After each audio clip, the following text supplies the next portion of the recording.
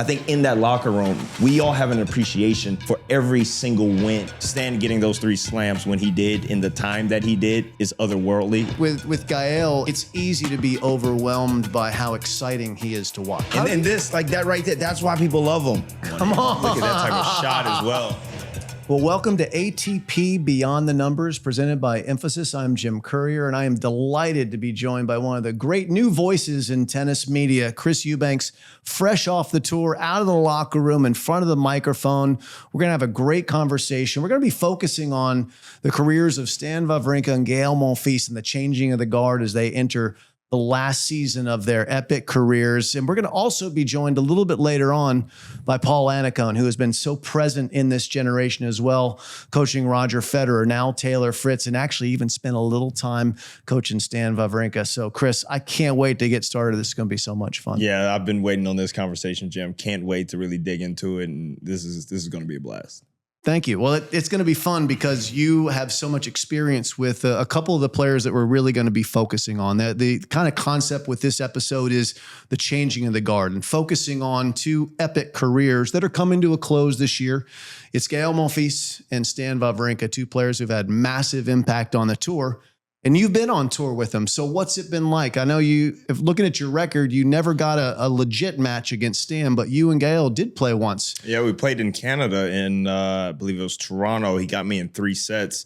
We have more experience on the practice courts because we've had tons of practices together with me and Gael. But even in both cases, I've studied Stan at great length because of the one-hand backhand. A guy who's very powerful, a guy who early parts of his career, you could say, struggled a bit on return, and like me. So I tried to find, a bit of a solution. We got on court together in LA, a good bit, and worked on the block return, something that Stan implemented in his game that really helped his career.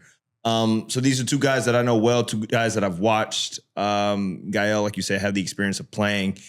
It's a challenge for playing Gael, not just because of the court coverage that he can do, he can produce, and honestly the firepower that I don't think a lot of people talk about, but his showmanship, in a way, can get not necessarily under your skin, but can rattle your concentration because he plays these phenomenal points where he's scrapping and clawing and he's digging out balls.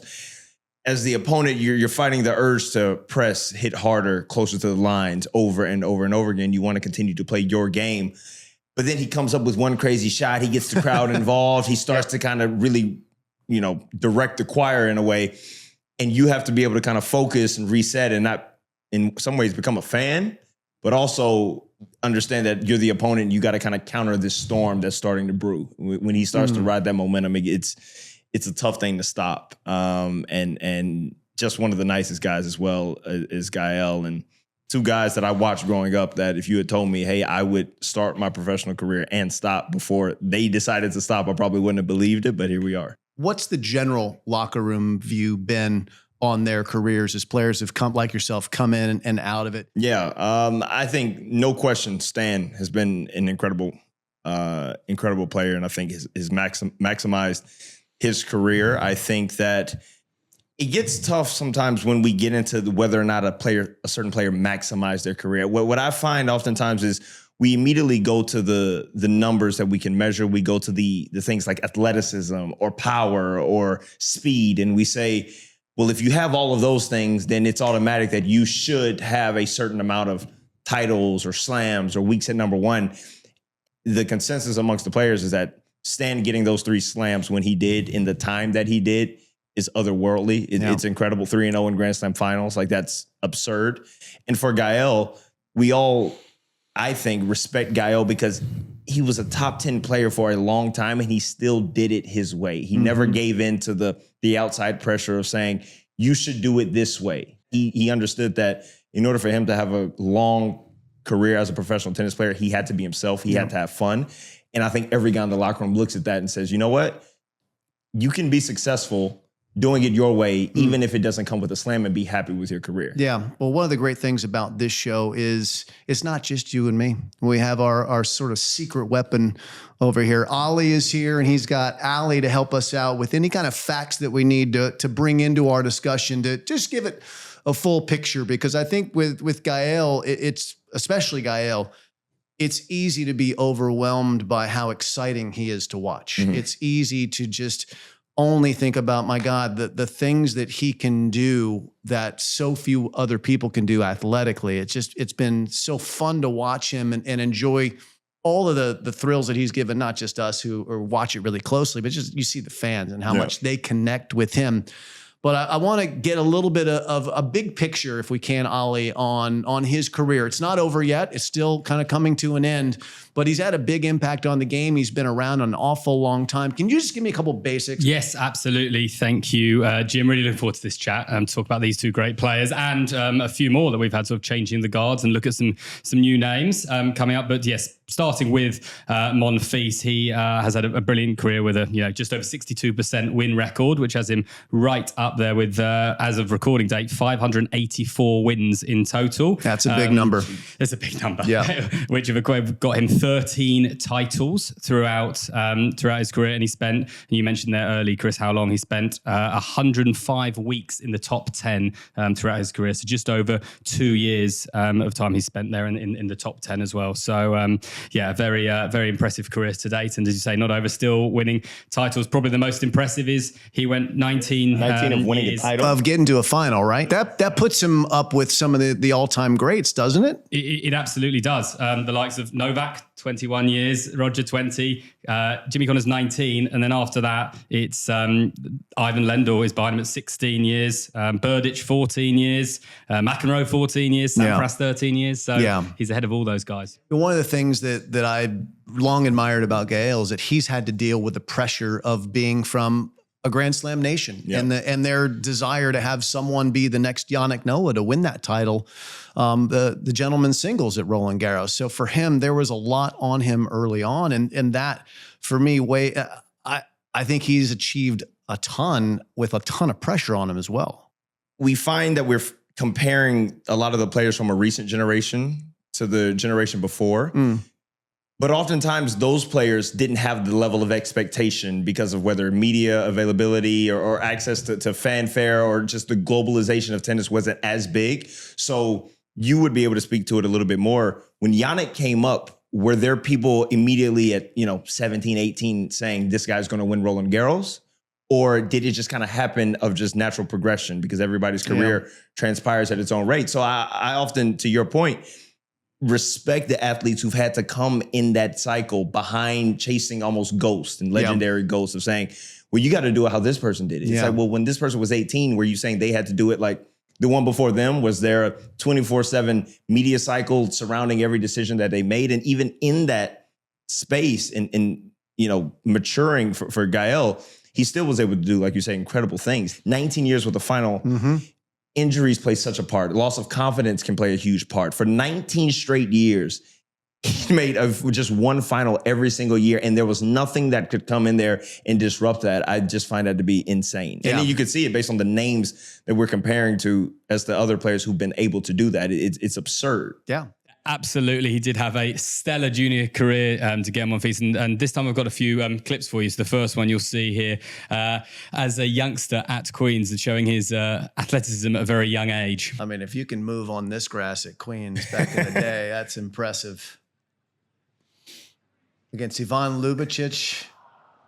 Amazing. Look at that. And we talked about grass can be the toughest surface to move on. This guy's just gliding on it. Look at that type of shot as well. Oh, my goodness. Right behind the back. That was insane. But that was Gael. Yeah, that was young Gael, too. And you could see when you see a player come out of juniors with shot making like that and court coverage like that, why there's so much promise. You're like, well, this guy, what can he do? It's easy to fall into the trap with just going by what you can see visually by their athleticism. But again, as we talked about, there's so much more to it, but that type of stuff is fun. That was at an early age we saw him at Queen's. He went on to obviously have a highlights reel like no other. And here's another one against Cilic, just showing, his athleticism, but also his total showmanship with back-to-back shots in quite an incredible rally. This is also in front of a home crowd too. So you see stuff like this where he's outside the alley on the do side. Oh, come on. The jump. It's by the clock on the ad side. Still winds up back in the point. That's insane. And this, like that right there, that's why people love him. how do you not get distracted when you're playing him? He's doing all these amazing That's things. what How I'm do you talking not about. fall in love? Like, I just start watching it instead of playing. I told you, I said, there's a part of you that has to stop yourself from becoming a fan and Yeah. realize that you still have a job to do right now. Yeah. But it messes with you. And even doing like that, the jump was so unnecessary. Made no difference to his ability to hit the shot. But as the opponent, you're like, what is going on now? And now you get a little bit tight. You don't want to lose that point. And then that's majority of the time, it's exactly what happens. That's amazing. And Ollie, if you could tell me, how old was he when he won his last title as of the time of this taping? So yes, he won obviously in Auckland, and that was just in 2025. So he was at 38 years old at that time, I believe. Yeah. Impressive. It's wild, because one of the things that I've found so fascinating about this golden generation that has come through is that they've warped Our perspectives. Totally. 100%. The fact, like, that's senior, you're playing senior tennis. You're like 3 or 4 years into a senior tour normally for a player at that age. And he's beaten the young guys in Auckland, getting another big trophy for his case. It's just remarkable how our minds have shifted to what is possible. And I guess coming from the locker room, has that changed the locker room view on career length as well? 100. I think it's changed the expectation of career length, but I also think in a way it's because of the players who came in that golden generation, the generation afterwards, I think, are a little bit more understanding and saying the players now in the locker room are like, well, we're not going to measure ourselves against the big four because it's just, these are the greatest players to have ever played. Let's focus on, Carlos speaks about it, doing it his way. I want to do it my way, and I want to be okay with that result. Would I like to amass 23, 24, 25 Grand Slams? Of course. But I'm going to do it my way. And I'm going to be okay with whatever that result is. And I just hope tennis fans and tennis media also can embrace that same mentality. One of the things that I find so funny about tennis discourse is when you speak high level, when you speak to someone who played tennis at any type of high level, whether it's when I was coming up through the pros and you would come to Orlando and I would get to talk to you, you always had a kind and understanding perspective of what we were going through, even though you were one in the world. And at that time I was 180. Like there's a certain level of respect that you know how hard it is. Yeah. But I think for the casual tennis fan who turns it on and gets enamored with saying, I'm a Carlos Alcaraz fan, or I'm a Roger Federer fan, or Novak Djokovic fan, you think that if everyone else doesn't measure up to that, then they're not very good. And oftentimes it comes from those who were never that close to that space. Like even now when people come up to me and they say, hey, I played Division I college, I go, oh, so you played real junior tennis. You had the weekend trips. You had the 6 a.m. wake up call. We understand the struggle. Maybe we played at different levels or even D2 college. I think in that locker room, to back to your original question, we all have an appreciation for every single win. Yeah, one of the big things, and I've already touched on it, that I think is so intriguing about Gael's story, and it's not a unique story, is those players who come up with the hype machine around them. And Gael, because of his success in the juniors, had it.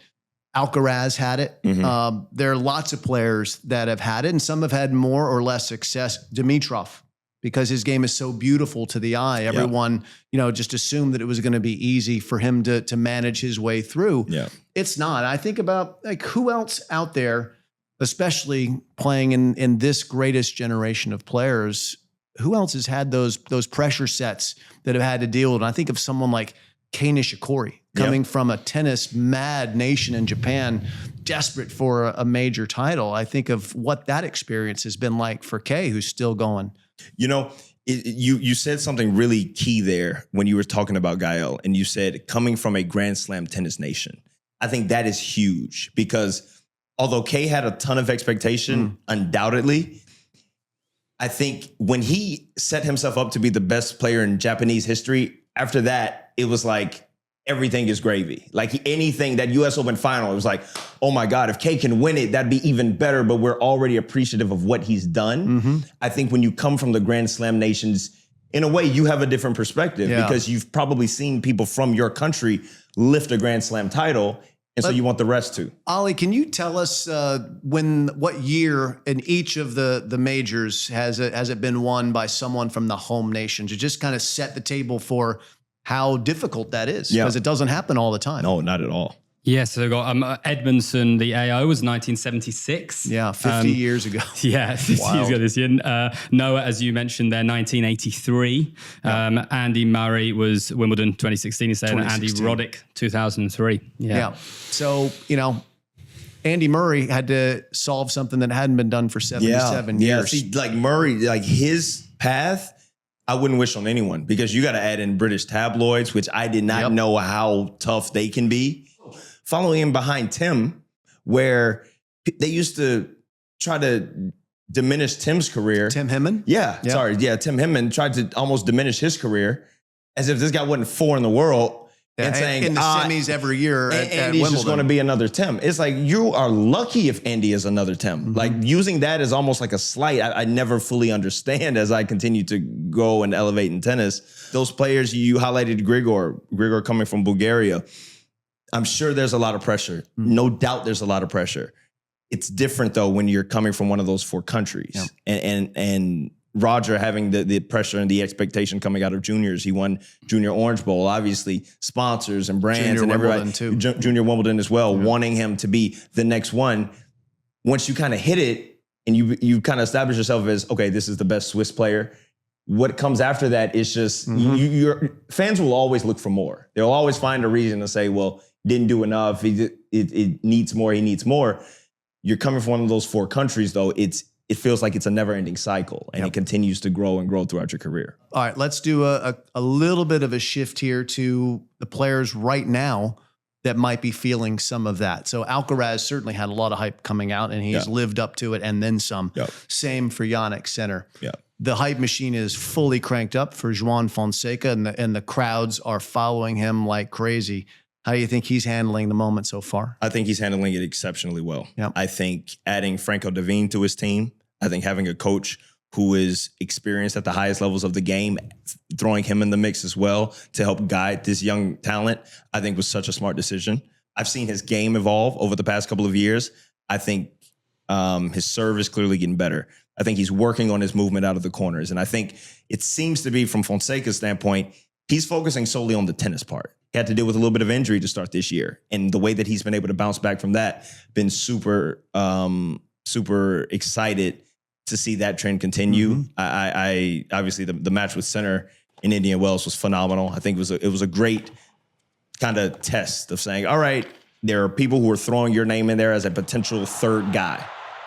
We want to see you play one of these two guys first. And I think he rose to the test, obviously unable to capture a set, had set points, but I think he's on the right track. So I think he and his team seem to be handling that pressure in Fonseca's case exceptionally well. Someone who is unbelievably gifted as well and is French is not getting maybe quite the global hype, but I'm sure he's getting plenty within France, and that's Arthur Fils. Yeah. And he's had some injury issues as well, and he's back and starting to find some form, but he's going to run into the same type of thing that Gael ran into early in his career of trying to fulfill other people's expectations. 100%. And that's the biggest challenge. And the ones who really succeed the most are the ones who, like what you're saying about Fonseca, put aside other people's expectations, which you can't control. And they're always going to want more. They're going to change. Sure. The moment you achieve a goal, it's going to change. Yeah. And you just got to focus on the work and do the work. And that's something when we shift gears now to Stan Wawrinka didn't have the expectation set that some of the players were talking about. He had the shadow of Federer, so he could draft a little bit in there and also learn from Roger as a part of 100%. Part of the Davis Roger's Cup. Huge. But this is a guy that, I mean, how do we summarize his career statistically? Ollie, can you give me some of the same numbers you were giving us for Gael, for Stan? Absolutely, yeah, and amazingly, incredibly similar careers actually when you look at it. Obviously, 3 Grand Slams, 16 titles in total with 588 wins. So similar in total wins, isn't it? It is. We'll never sort of compare them, but the most recent comparison, they recently both played their 900th match, and Gael just had one more win, 579 versus 578.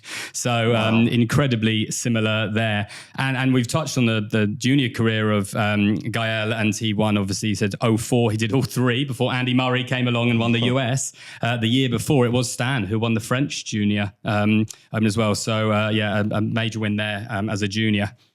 And did you practice with Stan? Did you get some time on the court with him? But Stan was one of my favorite players to get to the courts early if he were practicing and just to watch the ball striking, especially on that backhand side. Thunder. Watching he and Magnus on the court was always fun because they used to like to hit a lot of balls. Yeah. So there was a lot of thudding happening when Stan made contact. And I would just, I can remember last year in Montpellier, and this is, older Stan, end of his career Stan. And I just sat there for about 45 minutes and just watched them do targets and cross-court exchanges, just bludgeoning the ball. And it was just so fun to watch. And a final clip here of that Stan backhand. You mentioned the pure power, just nuking them, but there was a bit more guile and finesse as well. And so much so, he had opponents quite literally bowing down to his talent in this clip. Oh, yeah. Canadian Open. Just round the net post, I mean, just right over the top of the Corona sign. Pour one out for that backhand. We're going to miss that thing. That was just lights out. I mean, great angle created. And then there's just nothing you can do with that. There's nothing you can do with that. The ball was never in until the last second. It was just all in the alleyway the whole time, and it just dropped right in. Brute strength, man. So good. To be able to control that is insane. It was fascinating to watch Stan's career as it went along because he was a player who had immense power. He had the beautiful backhand. He was a bull in a china shop out there. But his forehand wasn't a shot that really scared a lot of people. It actually was a weakness early in his career. He dipped his toes in the top 10 for a little bit, and then he pretty much hovered between sort of 10 and 25 for quite some time until his later 20s. He hooked up with Magnus Norman. Yeah, I think it was like 2013, if I'm not mistaken. And it was April of 2013 that they started. And we'd win the Australian Open in 2014. Yeah. From there, it didn't take long for Magnus to get him to believe in himself at a different level. But it's interesting when you look at his career, for someone who matched Andy Murray in the majors, Andy Murray has a much thicker resume, right? I mean, you take both of those resumes in a heartbeat. But talk about Stan's peak level, because I think his peak level is among the highest that we've ever seen. Stan had a certain type of power. It was otherworldly, but it felt like Stan was one of the first players and maybe only players I've seen hit through Novak Djokovic. Yeah, he did. Like just straight through him. Yes. Not trying to play games with the slice, not trying to say, I'm going to throw serve and volley. I'm going to hit through you. Maybe there was a level of freedom that Stan had because he didn't feel like he had the pressure. Like you say, when you have that pressure of going into a Grand Slam final with an expectation that I need to win this Grand Slam final, maybe it doesn't open up the shoulders as much, and because Stan went into those finals as a bit of an underdog. For one, if Stan Wawrinka wins 6 matches in the tournament, he's going to be in prime form for that 7th. Like rest assured, you got to get him out before he gets 6 wins under his belt. But he got there, and I'm sure to some degree, if we ever got the chance to ask him, there's a certain freedom that says, I've won 6 matches already. I'm playing a guy who I know I have more power than. Let's try to just use it and open up the shoulders and let him go. And you got to see what he was able to do when those times came. Yeah, the name of the show is ATP's Beyond the Numbers, but one number that I can't get past when I think about Stan's career is the fact that he beat the world number 1 in each of his 3 major wins. Yep.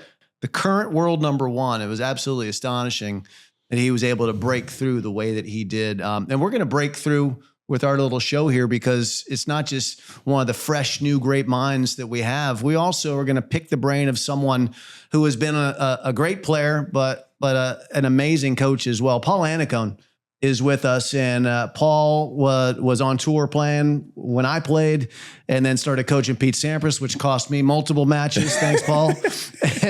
and of course, his time with Roger Federer, now with Taylor Fritz. But also, Paul, you spent some time during the grass court season one year with Stan Wawrinka as well. What was it like for you competing against Stan, and we'll get to Gael as well, and also trying to help him out alongside Magnus?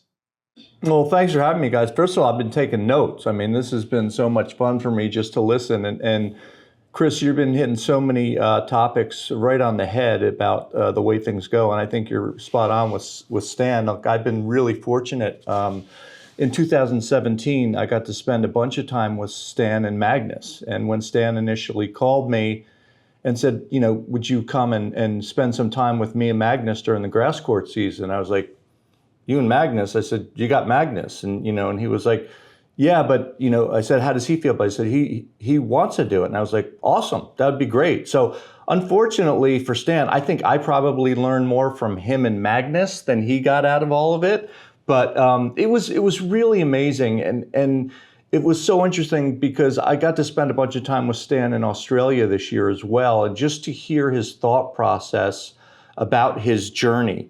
And you guys have summed it up so well. He's one of these guys that I think he methodically kind of didn't really mind taking each step on that staircase. He didn't need to go from step 1 to step 8. He didn't need to skip through anything. He's a blue collar, let me grind it out from my days in the gym with Pierre Paganini to my matches on the tour with pride.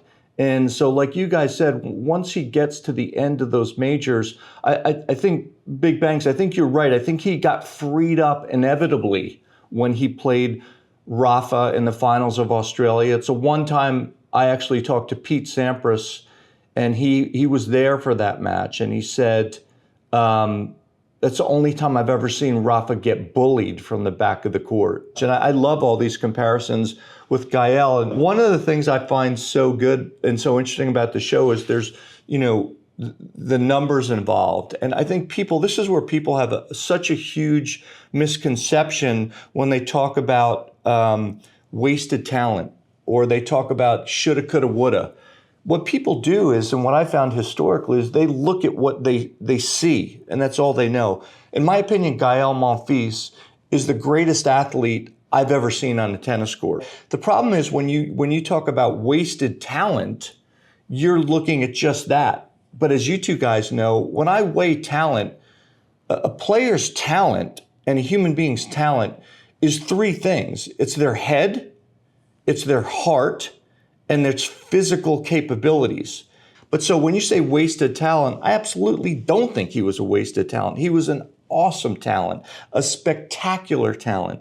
But I think Gael Monfils, I'm going to be so sad when he stops, but I think he's one of the last things other than a wasted talent. Well, I think that one thing that he is, and Stan is also, is a little bit unlucky as to what era that they played in. I'm going to bring Ollie back in to just kind of help us shape that conversation and what the norm was prior to this amazing era. So if we look to when Roger won his first major in 2003 until Novak's last major as of this taping, how many players won majors in that time span? How many total players won at least one major? Yeah, absolutely. So those 20 years between Rogers and first and Novak's last, there were 12 in total, 9 other winners, and those 3 being Roger, Rafa, and Novak. If you just take it a little bit further and make it 18 years, so when we involve Rafa's first 05, it's only 6 winners. Compare that to 83 to 2003, so 20 years overall, it was 32 winners. Right. It's insane. Yeah, that's like almost one extra winner per year, almost. So that's where sort of reality has been completely bent by the performance of not just the big 3, but also Stan won 3, Andy won 3. That's 6 more gone from the full tally. So what I think about is that should really shape our discussion about how amazing it is what Stan did. How many times, Ollie, did Gael lose to one of those guys, one of the big 4, if we include Murray, in a major? How many times did they stop him from progressing? So in the Grand Slams, Gael lost 14 times to the big 4, and without a win. And Stan lost 18 times, but he actually had 11 wins, which was very impressive for him. And against world number 1s, you mentioned it earlier. Ali here is telling me it was actually 4 wins and 5 losses. So just under 50% record against world number 1s in Grand Slams. So what does that mean for us as we now start to project forward with this new generation? We have Alcaraz and Sinner. They've won the last 9 majors. The last 9. They've built a moat right now around even Novak at the moment. So when we look at some of the other players that are in that conversation, the Fonsecas, the Fils, you go down the list of all the talented players that are trying to get up there. And even with Alcaraz and Sinner, what is a realistic number for someone to have an amazing career? Because it used to be, You know, good God, Jimmy Connors and Yvonne Lindell and Andre Agassi won 8 majors. Sampras won 14. That's bonkers. You know, and then you've got McEnroe at 7. You had Edberg and Becker in the 6 range. Like, it's not reality in my mind for players to, other than maybe Alcaraz and Sinner, because they've got such an early jump, to think that getting to 15 majors is actually something that's normal. It's certainly achievable for those guys, but if they don't get there, my view, guys, is they're still incredible. It's not a failure. And I'd hate for that to be looked at as a failure if they had these epic Hall of Fame careers, but because we've had this outsized jump of these 3 guys that it's a distortion field. Yeah, 100%. I mean, personally, I don't think it takes a slam to be able to say you've had an incredible career. One thing I was thinking about, and I love that we have Paul on for this, because I've thought of this a couple months ago, and I go, if we were to take Taylor's resume and put it with Taylor Fritz's resume and take out all of the Americans who have won a slam, where do we put Taylor as in terms of an American who has not won a slam? I think of the consistency that he's had since he's entered the top 10. Mm-hmm. We take for granted now that this guy entered the top 10 and he hasn't left. He's had to deal with injuries. He's been made a Grand Slam final. He's been, Paul would probably know, 4 or 5 in the world at various points. And I go, we were to go through the Americans of the generation before, some of the guys that played with you, incredible players from Todd Martin to all of those guys. And we say, all right, take out John, Andre, Pete, you, all of the guys who won slams. Where do you put Fritz? And I go, I think you got to put him for sure near the top. Mm-hmm. And I don't mean to obviously compare or disrespect anyone else, but I go, the consistency for me is such an important factor. I understand because in tennis we play for the Grand Slams, and that's where our minds oftentimes set to. He's either Grand Slams or world number 1. But I think we have to try to help the tennis community and fans at large reframe their perspective on what is it to have a great career. Stan had a phenomenal career. He has 3 of them. Gael had a phenomenal career. He has 0 Grand Slams. It doesn't take away from their careers just because you can't compare them. We can't just act like you guys haven't won a slam yet. Like, what are you doing? Like, I hate that. I hate that kind of notion. And I just wish, we all know, because we're in it, of what pro tennis is like. Those conversations never get had in our spaces. Paul, what's your take on that? I think, unfortunately, in sports, that's what we do, and I don't love it. I loathe comparing different eras. I think it's unfair. I think it's unrealistic. And I think if you take the compare despair out of it and you listen to what Chris said, I think you're spot on. If Taylor told me tomorrow I can't ever play another match again, I would be so proud of him. And if you told me, when he was 18, he was going to be top 10 in the world 3 years in a row, be the finals of the Open, semis of Wimbledon, win a Masters 1000, win 7 other tournaments. But compared to what? That's why when people talk about Gael, I kind of cringe, because I'm like, guy was awesome. He was spectacular. And don't get hung up on Rafa, Roger, and Novak. It is an aberration. And what's going to be really interesting for our future soothsayers is, what do they think about the next 10, 15 years? But this day and age, with tennis, as uniformed as it is, with the way it's going, there are far fewer variables. So if you are the greatest, if you are in the group of the greatest, which is the top 1/10 of 1%, I would say it is easier, if you're in that group, we're talking 2 or 3 people, that it's easier to stay there than it was in any other era, because there were so many more variables, and the differences and styles of play were so vast. It was such a different game that's another reason why I just don't think you can compare eras. Like I said, it's not easier now, but there are less moving parts. So if you're the greatest of the great, and you are the truest and most clear about your talent and your identity, and have to change the least, you're probably going to win more, particularly 3 out of 5 sets. So I would love to hear what Chris has to think about that, and you too, Jim. Oh, I completely agree. And I think there was more say, adaptation required during those times because of the vast disparity in the court surfaces. Totally different. You go from one day playing Andre, who's hugging the baseline, trying to pocket your serve.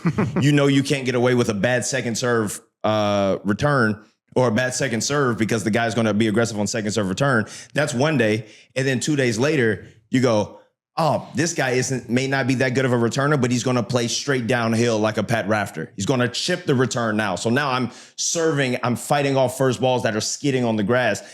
All right, well, that's how I had to adapt on Friday. Maybe now we're in the final on Sunday, and I'm playing someone else who plays a more contemporary style that I like. Like each day is just so different, and there's just different problems for different eras. And so, but I completely agree that the adaptation that was required in Jim's era, in Pete's era, was way more extreme than what's required today. What I'll tell you, and Paul, we play in the same time, is the Roland Garros, the clay, maybe the balls are different, but the clay, they still build it the same. So that's the same. Wimbledon's changed the most. Yeah. The hard courts are the hard courts, right? So they can change the speed of the hard courts by adding more sand or taking sand out of the mix and making it quicker. But the grass was so spongy. I don't know if this was the case for you, Paul, but I had my normal pattern when I was serving where I would bounce the ball a certain amount of times. But at Wimbledon, I would bounce it only once because it was too much effort to bounce it. Literally, it's like playing on a wet sponge. And I just want to take a run. Maybe you guys can think about a couple of names of players that I'm convinced would have won majors in other eras, but were just stifled by where they were kind of playing in. I mean, I think about players that have actually won majors. There's no way Andy Roddick's not winning 4 or 5 majors in another era. For sure. I mean, Federer put the brakes on him in 4 finals. There's no way he's not getting more than one. But, you know, Roger came in and sort of got in there. I think about, you know, well, Del Potro's a different story because he got injured. But I think about someone like, you know, let's put like, I don't know, Tsitsipas. Roland Garros, especially prime Tsitsipas on the clay. He finaled AO too. 3 finals. That young Tsitsipas on a hard court was tough, man. They beat Raj down there. Yeah, in 4, I believe, if I'm not mistaken. Like round 16. Like someone like Burdick. You know, a couple finals, right? Or 1 final, Wembley. I mean, that's the thing back in that era, right? You forget that. You know, and that's the question now with Novak, which I find so interesting, is back then you had to beat at least 2 out of those 3, and sometimes all 3. And by the way, Andy Murray's probably in there. So you have to beat all 4 of those guys, usually 2 to 3 of them to win a major.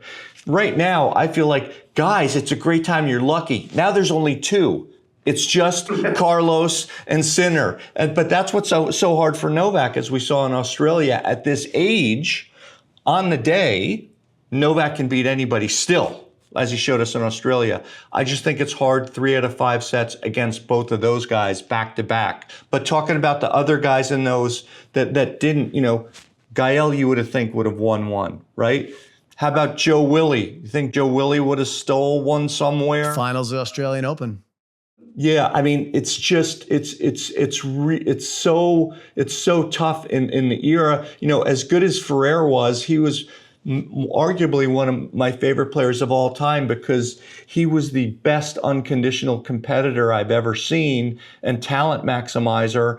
And Jim, as you know, when you get in big moments, if you know who you are and the patterns you want to play, and you know you're going to do that, generally you're going to win most of those big moments because you handle pressure the best. Yeah. Ollie, can you tell me, because Andy Murray's just had a ridiculously great career, but even he, like, how many finals did he make? Because he won 3 majors. How many finals did he make, and who else is in that canon as far as making that many finals? Absolutely. Yeah. So, I spoke to Ali, the chat bot here from Infosys, and Murray was 11 finals. 11 finals. The 3 wins, also a couple of golds and 46 titles. But you got me thinking of those other names, and I just put it in there to add. These guys have all had 8 or more titles and all been top 5 in the world throughout their careers.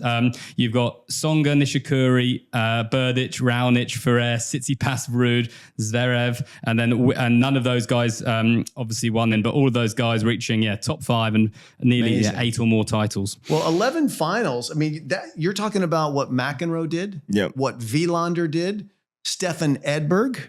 I mean, that is an immense amount of finals to reach, and those guys, won more.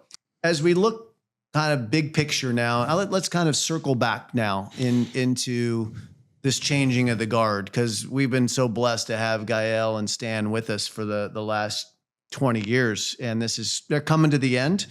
And I just want to kind of get last thoughts from you, Chris, and you, Paul, about your takeaways on what you're going to remember most about their careers. I mean, there's a lot to take in there. Yeah, I want to start with Stan. There was one thing I wanted to mention to get both of you guys' takes on. Stan got inside the top 10, I believe, in around 08, I think, for the first time. That's right. And then around that time with Magnus Norman, 5 years later, Stan, I believe, in just watching old matches and kind of remembering a little bit during that time, made a pretty drastic change in his game. He started to stand a little bit deeper behind the baseline, elected to go with the block return instead of trying to hit over the return. And that's when we saw him really start to catch fire and won those three majors. I think for a player who had already been top 10 to make, maybe to the casual fan, it doesn't seem like that drastic of a change, but to completely revamp your return, not adding a tool that you will use sparingly, but to say, now this is how I'm going to return, and this is the depth that I'm going to play behind in the base. I know I was top 10, kind of trying to hit over returns and managing it and still looking to be aggressive, but I'm going to just give myself an extra few feet, and I'm going to now establish a new base for myself. Yeah. To take that chance and that risk and to buy into it, I think is one of the things that I will always remember about Stan, of someone who was willing to take a chance with their game after they had already established themselves as a top 10 player and said, you know what? I'm going to trust my coach. I think long-term, this is going to be better for me. And it worked. Like, to me, that's something that, everybody loves to find the faults in players and to say what they should do and how they should change. But we also got to understand these players are the best in the world for a reason. Yeah. For Stan to understand that I'm currently one of the best in the world, and I'm still going to make what is a very drastic change to my game and how I will go about my training, got in phenomenal shape, and this is how I will now play. I think for someone to make that change and for it to work, it's the thing that I always remember about Stan, because he had a career before the Yonex closed and the Yonex racket, a damn good career as well. Yeah. So that's one of the things that I'll always remember about Stan. I'd love to see if Paul has any thoughts on that, and then I can talk about Gael. Yeah. The same thing about Stan is that when I first talked to him about the grass in 2017, before I joined he and Magnus for that brief stint, I was so impressed with his, I'm really thrilled that I've won 3 majors, and I want to figure out how do I give myself the best chance on this surface at Wimbledon on grass. And he specifically wanted to figure out his game on grass. And what I loved about it was that he approached it, and Magnus too, is they approached it with, how do I play my game on grass? Not how do I change so I can play on grass. In other words, they were so clear about his identity and so comfortable with the fact grass court tennis isn't what it was when Pete dominated and Roger early in his career, that you actually could play a certain style from the back of the court and still be successful. And Chris, I think that's where the return comes into play that you talked about. I think that he felt like if he can block returns back deep and low and get to neutral, that awesome power that we saw hold up the trophy at Roland Garros and US Open and Australian Open actually could be implemented on grass. And I believe that too. And to me, that was the sad part of his knee injury, because I think the knee really messed up kind of 3 or 4 of would have been his last best years on grass. I think that was hard for Stan with his knee. So I love the fact that the way he went about pursuing maximizing his abilities, particularly on the grass, and the fact that he lived his life as Stan Wawrinka, not as Roger Federer's little person in a shadow, and he used that in a way that really helped him with his own identity on and off the court, and he let it shine. And so for that, I'm really happy for him. One of the things that I will remember about Stan is I believe he was a trailblazer of a player. We had players out there that were unbelievable with the big 3, the big 4, But Stan was the first one that I remember having equal power opportunity, forehand and backhand. Until Paul finally, your initial idea for Roger to change to the bigger frame, which he eventually went to, and later on his backhand became more of a weapon with that bigger sweet spot. He didn't have quite the same balance of power that Stan did. Stan could punch you out with his backhand or his forehand. And that's when Norman convinced him to go bigger with his forehand. And that became a big weapon instead of a weakness. And that's why he was a guy who could beat the best players when they were at their best. And there were very few people who could even ponder that. So we see more of that in the modern game. And I think Stan Wawrinka is a big part of the reason that you see, whether it's Fonseca ripping his backhand and his forehand, whether it's Jack Draper trying to pump his backhand up to equal power his forehand as he comes back to the fray. I think Stan has a lot of his DNA in that concept of that's the way the game is going to be played going forward. You cannot, not only can you not have a weakness, you need strengths everywhere. And Stan Wawrinka turned his game into that kind of midway through his career. It was kind of amazing. And then I'll lead off on Gael. I mean, for me, I agree with Paul. I've never seen sort of a physical specimen like Gael. And it was always there from the jump when he was a junior. It was clear that he was going to be able to cover the court in ways that were going to be very difficult for players to hit through. And his DNA was much more, and he's talked openly about this, much more of I'm happy to let you take the risk and I'm going to absorb it and I'm going to force you to miss because I'm going to squeeze the court and make it feel so small. That's exactly what he does. A big man that makes the court feel small, right? Yeah, that's exactly what he does. And I completely agree. Gael, I don't want to say revolutionized court coverage, but I think he gave us more than just Novak in a way of exceptional court coverage. You could argue 05, 06, 07, Gael was sliding on a hard court before we saw it super commonplace with Novak. Yeah. I think Novak changed it in terms of both legs and being stable and being able to produce quality shots out of those positions. But in terms of just watching someone run and cover a court and slide and just make that extra ball, Gael was one of the first guys I saw where I go, wow, you cannot hit it through him. There's nothing... There's not really a space. You can try to play with depth. He's just going to give himself a little bit more behind the baseline. And so not only does he force you to redline on the sidelines, you also redline a little bit on the depth because, if he's so far back, you got to use depth to keep him back there or else he's going to be up in the court and he has a pretty big forehand as well. The biggest thing that sticks out to me about Gael is his willingness to be authentically himself and his willingness to say, sure, there's probably old school coaches that say I shouldn't get the crowd so involved. But that's how I have fun. And if tennis, in his way, was no longer fun, I don't think we would have seen the highs that we saw from Gael. No. I think if you tried to confine that energy and that personality and that charisma and fit him into a box that you were accustomed to seeing from tennis players, I don't think he achieves nearly the amount of success that he did. I think he achieved that success because he enjoyed competing, he enjoyed putting on for the fans, and he enjoyed bringing out his best self and his energy and what felt right to him. And you never saw the guy walk off sour after a loss. Yeah. I felt like he emptied the tank every time he went on the court. And I think that's the thing that I will always take, especially when I see guys like Carlos who can control a crowd with the palm of his hand. I go, there was a time in which that was almost frowned upon from an older generation of coaches because it looked as though you weren't focused and you were too concerned with the crowd. It goes, it's nothing to do with a lack of focus. I just know because I've seen players who come before that you can do two things at once. You can enjoy being a showman and give it your all. Yeah. And I think Gael did that. Paul? Part of being a coach and understanding a player, and part of the player being able to maximize their abilities is being true to themselves and understanding what they're trying to pursue and how they're going to do it. And I think Gael did that whether we'd like it or not. Almost never did I ever see the guy walk off the court with his head down like someone had shot his dog. He was, thanks, guys. This was fun. Thanks, guys. I did my best later. It was so honorable to me. So I'm going to miss that.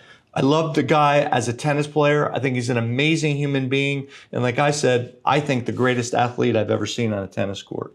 We've been lucky to have these guys this year. It's great that they've let us know that this is going to be their last season on tour. So we're able to celebrate this changing of the guard moment, which is happening in tennis. We still have Novak hanging in there, but really these are the last vestiges of the greatest generation so far in men's tennis, and we've been blessed to have a chance to be around them, watch them play, and we'll continue to celebrate them here. But I want to thank you, Chris. I want to thank you, Paul. Ollie, I want to thank you for all your expertise over there. And we want to thank you at home for watching and joining us here on the ATP's Beyond the Numbers presented by Emphasis. This was a great conversation about two great guys.